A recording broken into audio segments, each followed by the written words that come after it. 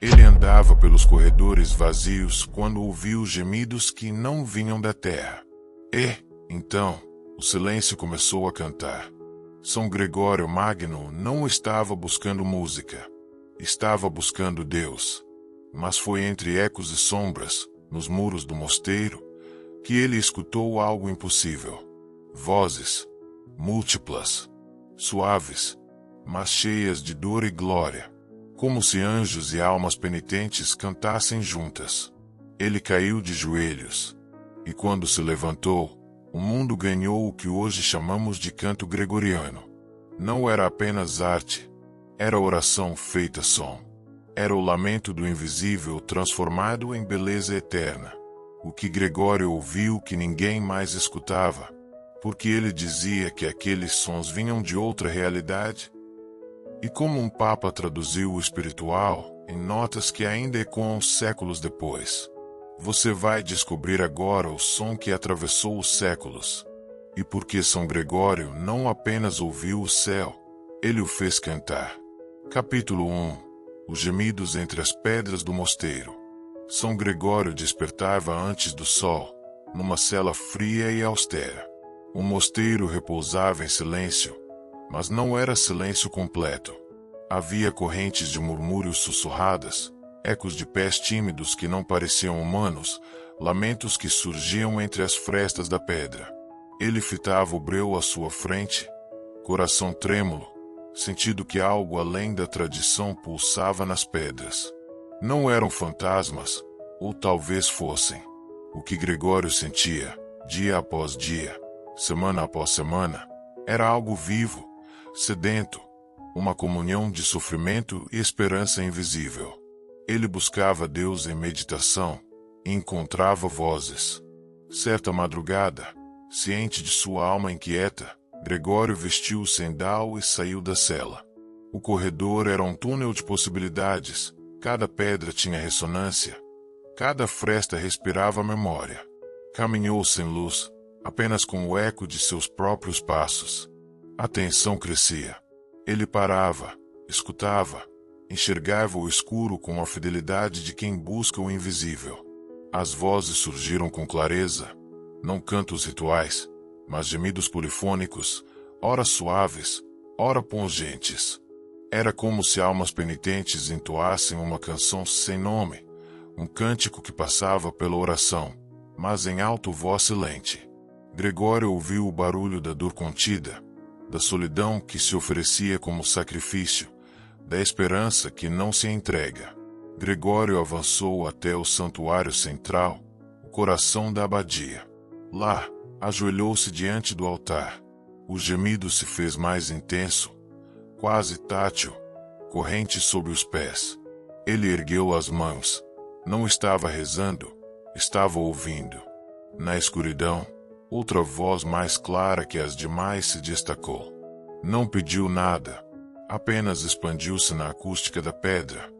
Ora e canta, para que todos ouçam que estou presente.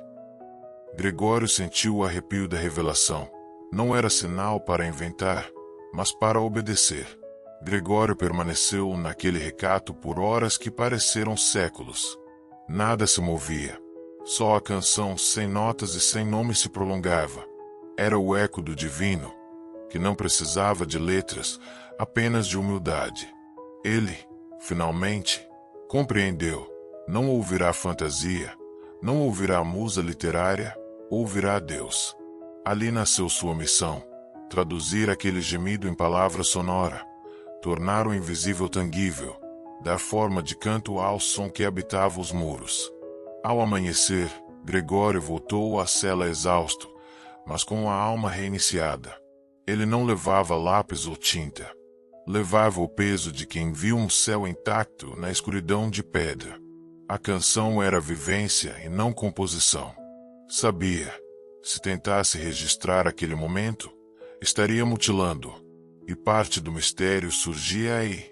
Muitos tentariam copiar, mas ninguém escutaria a mesma voz. O som que dizia canta precisava nascer de novo em cada coração que, como ele, parasse para ouvir, o que poucos fariam. Meses mais tarde, Gregório reuniria monges no coro. E ali, com disciplina, contemplação e reverência, ensinar-lhes-ia o modo de entoar aquele murmúrio sublime. Surgiriam os primeiros acordes gregorianos, simples, sem instrumentos, mas com alma ancestral. Ele afirmava: não é música humana, é oração feita som. Foi o início de uma tradição que surgiria por toda a Europa, atravessaria idades, mesmo sem ritmo compassado, conduziria multidões à transcendência. Séculos depois, ao ouvir uma antífona românica entoada num claustro, ainda há quem sinta o mesmo arrepio, como se o mosteiro continuasse reverberando vozes entre as pedras, clamando por misericórdia e louvor. Gregório não inventou música. Ele ouviu o céu e trouxe o céu para o homem. E até hoje, quando um monge entoa um canto gregoriano, o primeiro murmúrio, há quem afirme ouvir, ao fundo, o eco daquele gemido que se fez oração nos muros. Capítulo 2. O som que não era humano, nem da terra. O mosteiro estava imerso numa noite frívola, o céu estrelado escondido por nuvens espessas, piando raras corujas das cercanias. Ainda assim, ecoava algo impossível pelas galerias de pedra, o som de lamentos, quase sussurrantes, subindo como fumaça até as alturas. Gregório, já transformado pela experiência da manhã anterior, sentiu o ar vibrar. Aquele canto não era feito por pulmões humanos. Era profundo, luminoso, carregado de uma magnitude que nenhum coro poderia replicar. Era como se uma multidão de almas, anjos e penitentes, fizesse eco a um hino que media a eternidade. Ele tentou descrever aquilo mais tarde, e suas palavras ainda parecem rudes diante da beleza original. Era voz que caía de céu sem vento, como se o ar fosse tecido de oração, e quem cantava não tinha tempo, nem ritmo, mas morava na eternidade. Daqueles gemidos brotava o peso da graça, o arrepio do perdão, o ardor do sacrifício que transcende dor e eleva a alma. Não havia melodia definida, apenas um som cósmico, intocado pela lei humana. Nem em canto de coral, nem em silêncio abrupto Gregório escutou algo assim. Era como se as muralhas guardassem um segredo divino que se traduzia em canto. Gregório voltou ao corredor, segurando a túnica. Sua respiração se perdeu pelo tempo. O ar, denso, quase líquido, parecia ter presença. Ele fechou os olhos e deixou o corpo ser envolvido pelo som. Cada partícula de seu ser, mente, coração, espírito, estava absorvendo o que vinha de além. Era como receber um fragmento de eternidade, traduzido em som. As vozes não eram ditadoras. Eram, antes, convites, não gritavam. Chamavam. Chamavam à oração. Chamavam ao lamento. Chamavam à alegria contida. Eram ecos que o mundo não podia expor por palavras, mas que uniam coro e canto na condição de ponte com o invisível. Nessa noite, 2 monges que cruzaram o mesmo corredor relataram quedas súbitas de joelhos. Não ouviram o som, apenas sentiram o corpo reagir a um campo espiritual que atravessava concreto. Alguns contaram: senti os ossos aquecendo, como se 1000 mãos estivessem em oração sobre mim. Mas Gregório sabia, isso também fazia parte do milagre, tocar os corpos que acreditassem apenas em lógica. As vozes atravessavam pedra, corpo e alma, e declaravam: há uma oração que não cabe nos lábios humanos. Gregório não apenas escutava, ele se oferecia como instrumento. Ficou 3 dias em jejum leve e vigilante, repetindo em silêncio: se é para cantar, que seja para a glória. Ele havia entendido que a escuta exigia entrega, mas também humildade. Na 3ª madrugada, quando a voz cessou, foi como se um apito divino encerrasse a liturgia invisível. Os ecos se dispersaram. A penumbra tornou-se novamente total. A pedra, muda. Mas ele, o Papa, carregava o som, um sol sob a túnica, uma testemunha viva do que havia ouvido. De volta à capela, Gregório reuniu monges que, com receio e reverência, ouviram as instruções, entoar-se melodia, sem instrumentos, apenas o ar sagrado. Ele ensinou cores suaves, notas longas, sem ritmo militar, silêncios cheios, pausas que deixavam respirar o som invisível. Vozes uníssono polifônicas, várias vozes, um só lamento. Nasceu um estilo de canto que não buscava audição, mas contemplação, a meditação vocal em forma de som. O canto gregoriano passou a ser oração ajustada ao escutar da eternidade.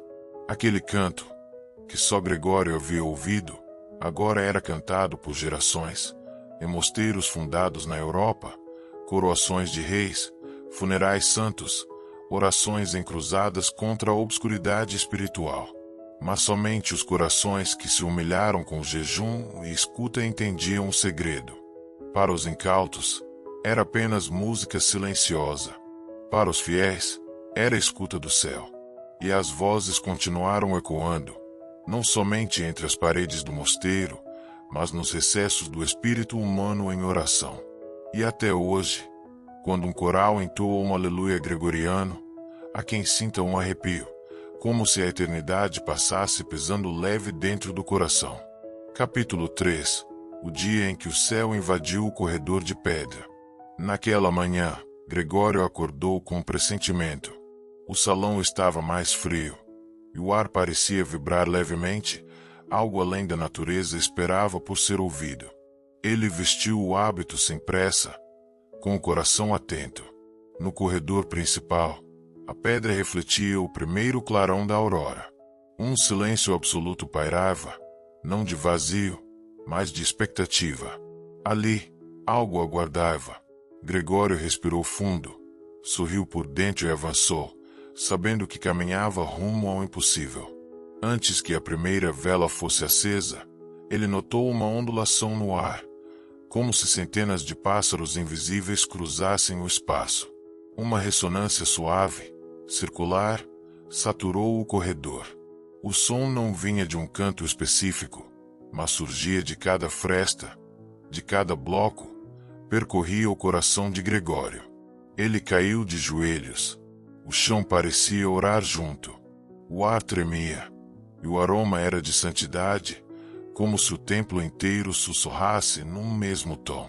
Não havia devotos nem instrumentos, apenas o coro de algo que não pertencia à matéria.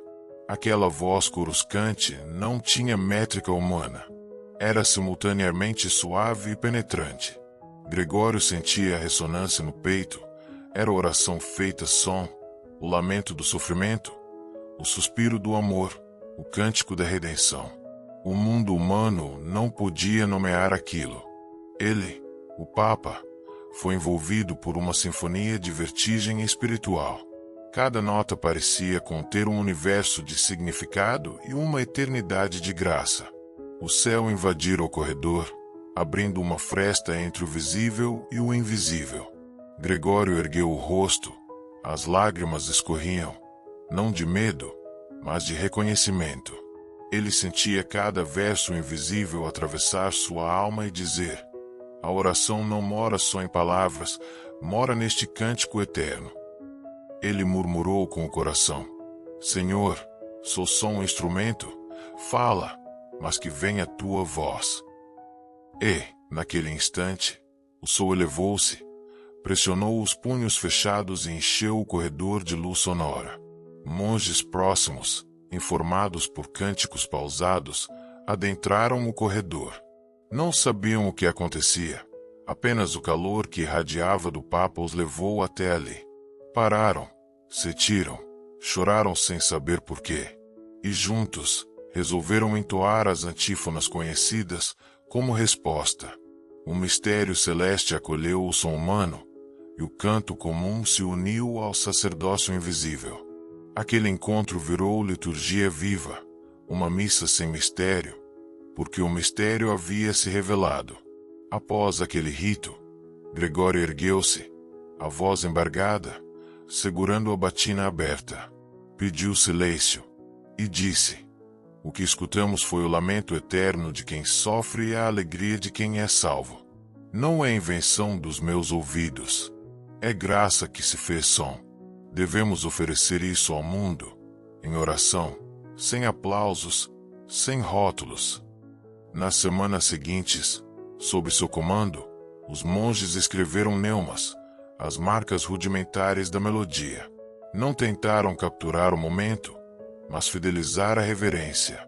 Surgiram os primeiros fragmentos do que conheceríamos como canto gregoriano.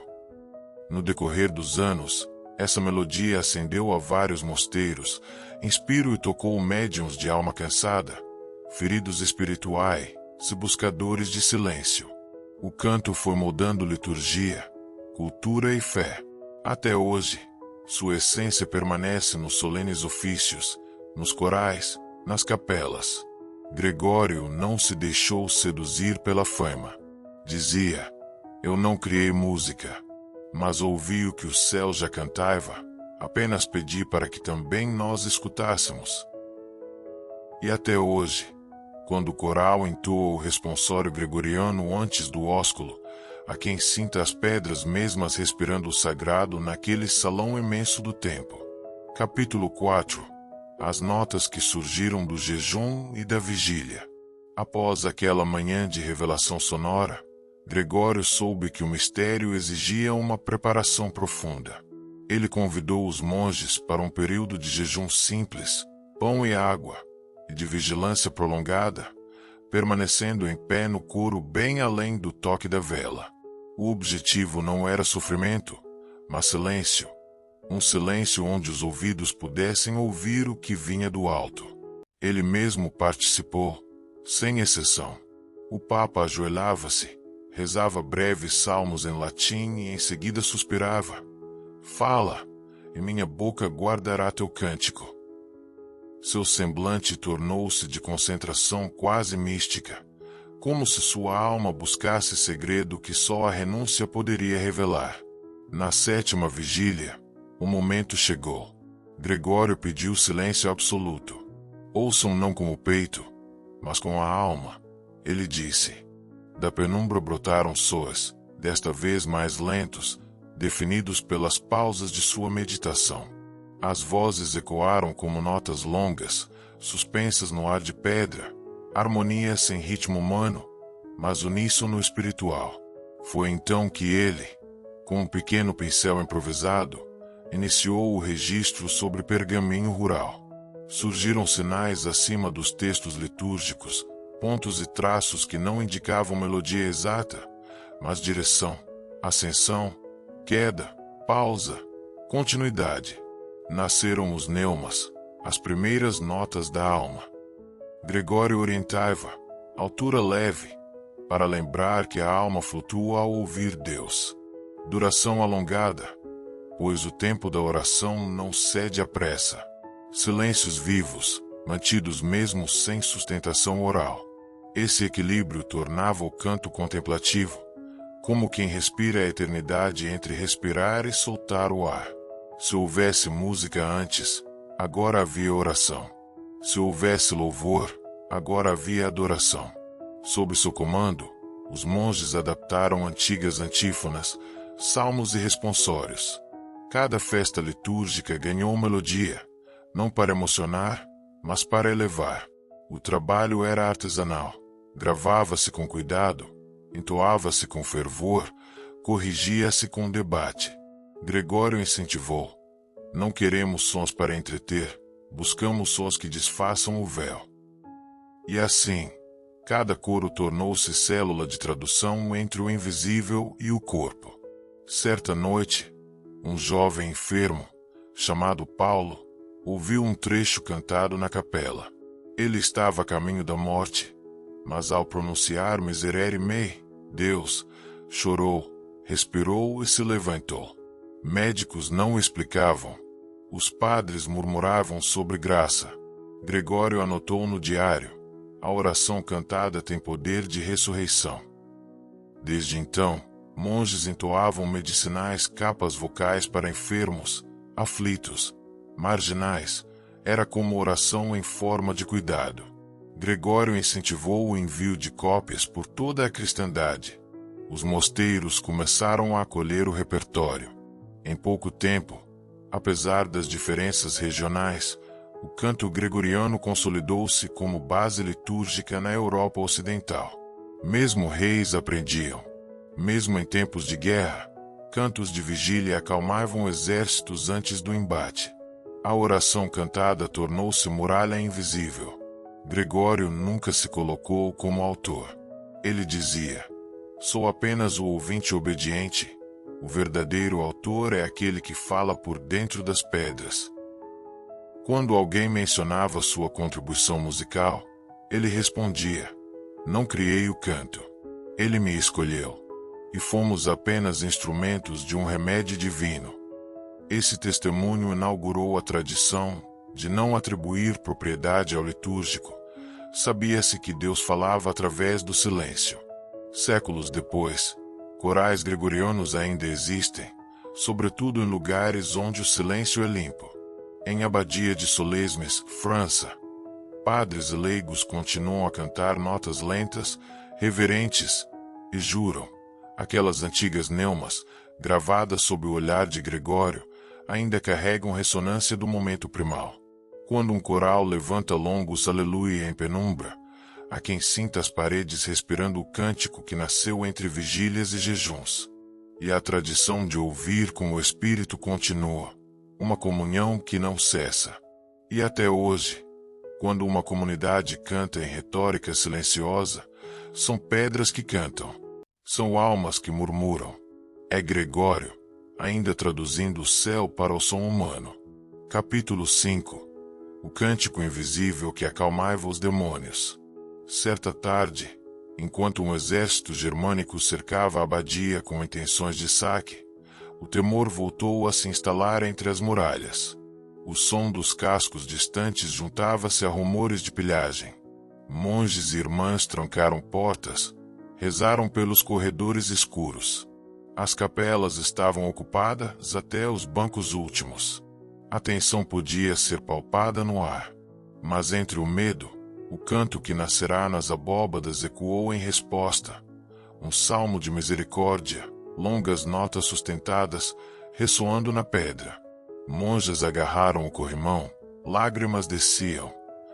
Ao longe, o ruído do cerco pareceu vacilar. Logo que as primeiras notas do salmo subiram, um silêncio estranho envolveu a abadia. Até os invasores sentiram o peso da oração musical. Chamavam filhos aos portões, apontavam armas confusas, pararam. Dentro, a comunidade continuou a entoar: "Dirige, Senhor, os nossos corações ao serviço da paz." As palavras se estendiam, pronunciadas não apenas com voz, mas com alma. Um cântico que os demônios não suportavam, deixando o coração dos aflitos cheio de paz. Alguns relataram visões, sombras retorcidas nas paredes, fugindo como fiapos de fumaça. Ouvia-se um murmúrio opaco, como se ondas malignas se encontrassem com barreiras invisíveis. Monges falam de arrepio súbito. Irmãs fecharam olhos, rezaram com fervor. O canto os envolvia como proteção.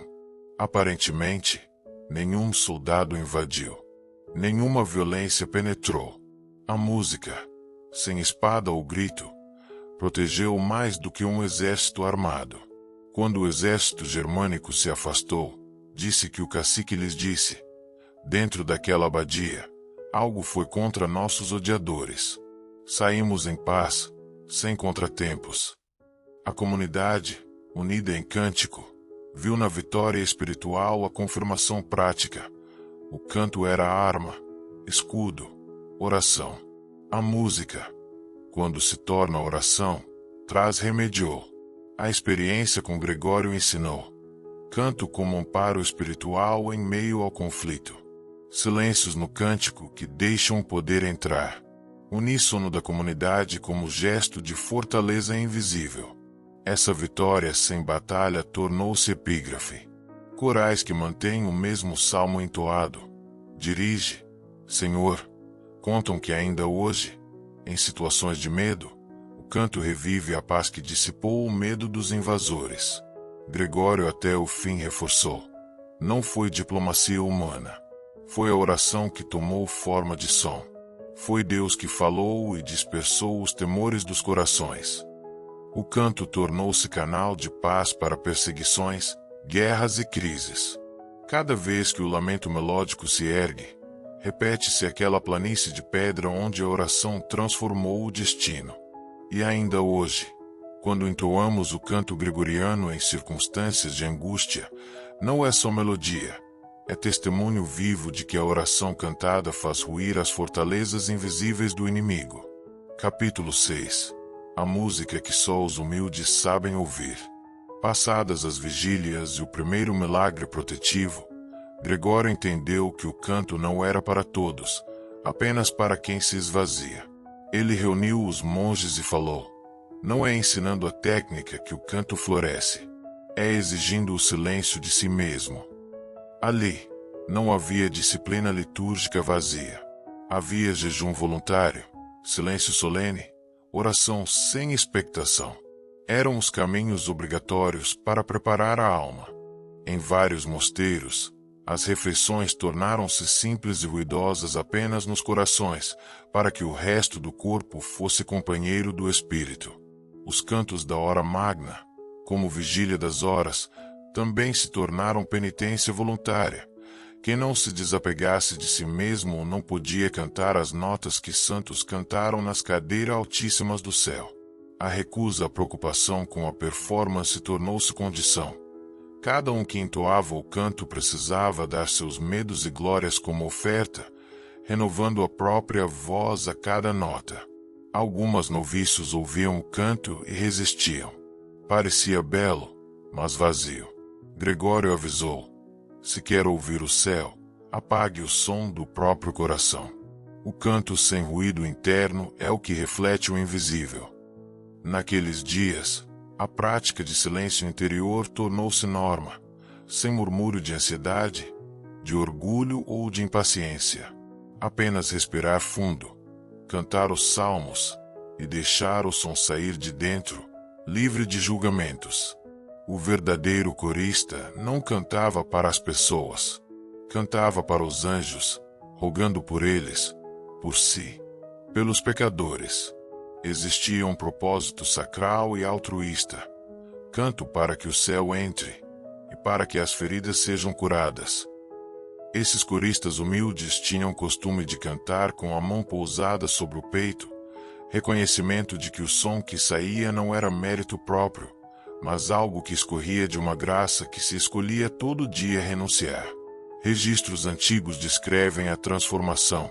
Um eremita que cantou por 1 hora e sentiu uma presença que o envolveu em lágrimas, apesar do rosto seco.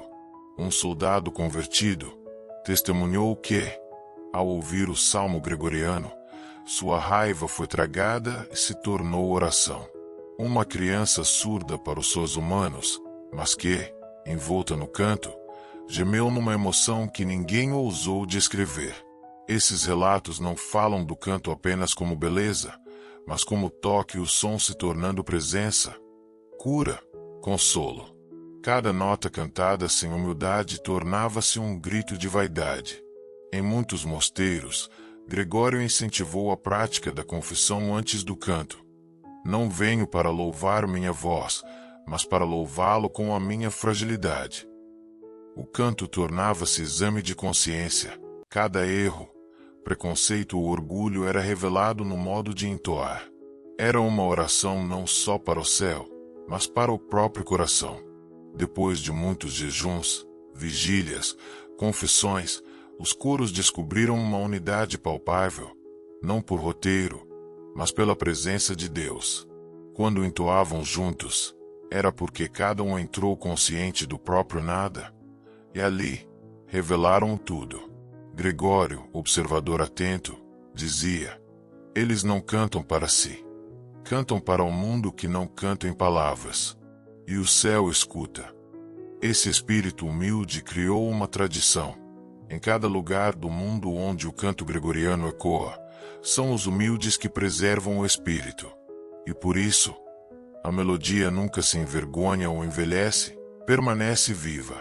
O canto que acalma demônios, educa exércitos, cura corações e consola a morte. Continua um dom desses que só Deus entrega àqueles dispostos ao silêncio da alma. E até hoje, alguém que entra num claustro e se curva em silêncio antes do canto, já está escutando o céu, porque é o coração vazio que reconhece a eternidade. Capítulo 7. O Papa que não criou. Apenas traduzia o invisível. Após o milagre das vozes e o poder do canto, Gregório tomou uma postura que confundiu muitos. Recusou o título de inventor. Reuniu seus monges no claustro central. Se alguém me chamar de compositor, disse com voz baixa, responda por mim. Não compus nada. Eu ouvi o invisível e traduzi. Se agradeceis a mim, sabeis, ele pode silenciar tudo de novo. Essa declaração ecoou como graça. Não era vaidade, mas gratidão.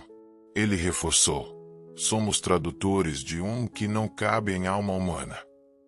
Gregório estabeleceu uma regra. O canto só seria entoado se precedido por silêncio, humilhação e oração. Não bastava ler neuma, era necessário escutar, humildemente. Por isso, quem entrava num coro aprendia primeiro a silenciar o próprio pensamento. E do silêncio surgia algo maior. Quando se ensinava o canto gregoriano, os neumas eram chamados de rumos, abriolas de oração, não partituras. A música era marcada para despertar o entendimento do algo divino, jamais substituir a escuta espiritual por técnica. O Papa dizia: seguimos o rubor da pedra que fala por onde o Redentor passou. Não seguimos moda, mas presença. Quem cantar para si, falhará. Quando outras comunidades pediam para enviar o canto de Gregório, o Papa autorizava. Sim, mas com uma condição: levai os vazios, que levem a humilhação pela beleza espiritual, e que transmitam não estilo, mas presença. Essa foi a raiz do canto litúrgico cristão no Ocidente, música que reverencia o invisível, não a técnica. A humildade de Gregório fez com que o canto gregoriano se mantivesse autêntico. Hoje, as igrejas que preservam seus sinais antigos ainda executam os neumas, chamados modos, exatamente como eram ensinados. Porque não é melodia para entreter, é oração que atravessou tempos por respeito ao original invisível. Vivemos num tempo que exalta autores e marcas. Mas Gregório nos lembra: o dom maior é ouvir, não criar. O milagre não é voz, mas parceria com o sussurro divino. Ele ensinou que a verdadeira criação é obedecer ao que ecoa no coração estremecido por Deus. O legado de São Gregório não foi a música, mas o modo de escutá-la, de ler o sagrado em silêncio, de reconhecer que, às vezes, o inventor não é criador, mas antena de eternidade.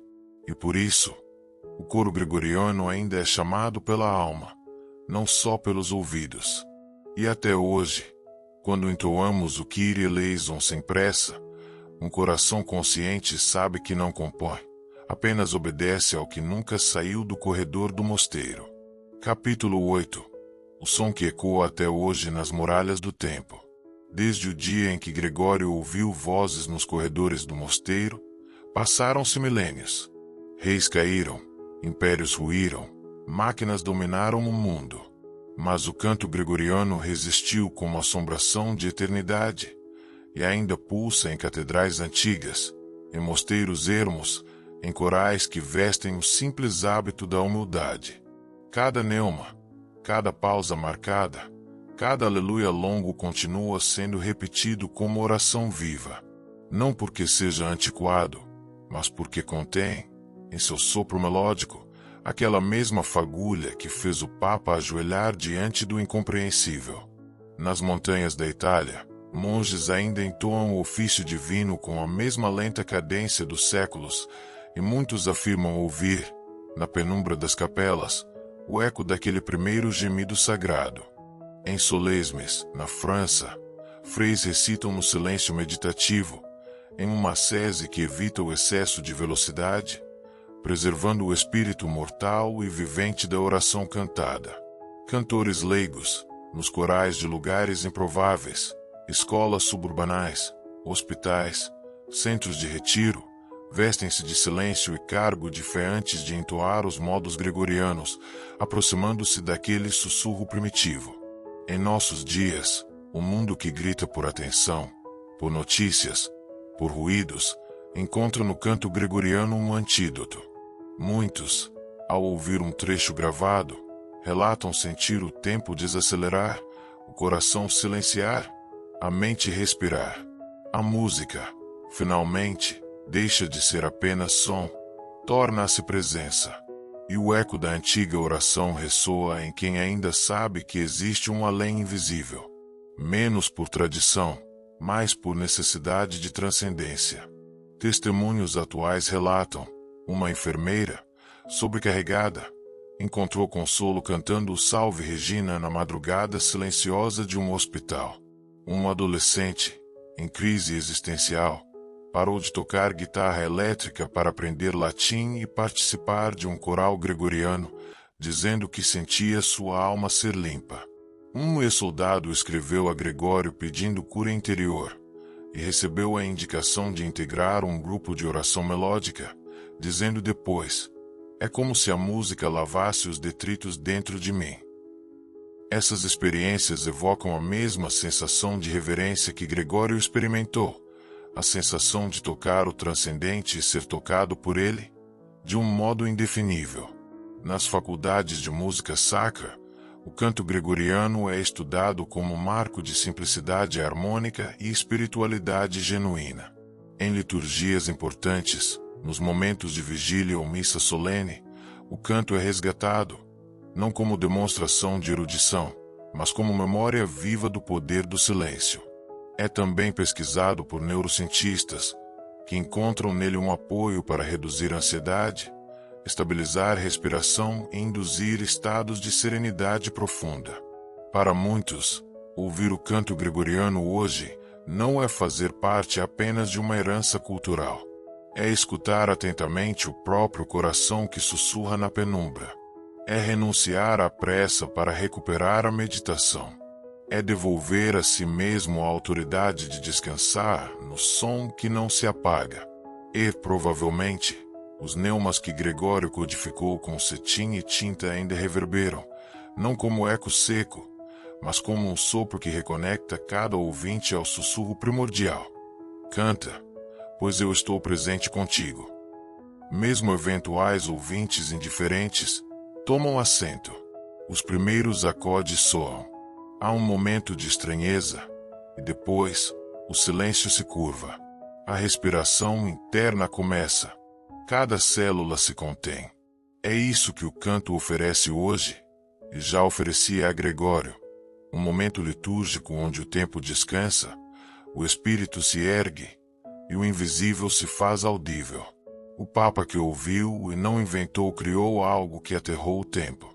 Hoje, brasileiros, espanhóis, japoneses, africanos, homens, mulheres, crianças, despertam em comunidades litúrgicas para murmurar com si mesmos os mesmos neumas que ecoavam em Terre, na Inglaterra, Barcelona ou Roma quando Gregório ainda respirava em suas celas. Essa continuidade, entre o mosteiro do século VI e os centros de oração do século XXI, é a prova mais clara de que o silêncio, quando cantado com respeito, é eternidade em nota.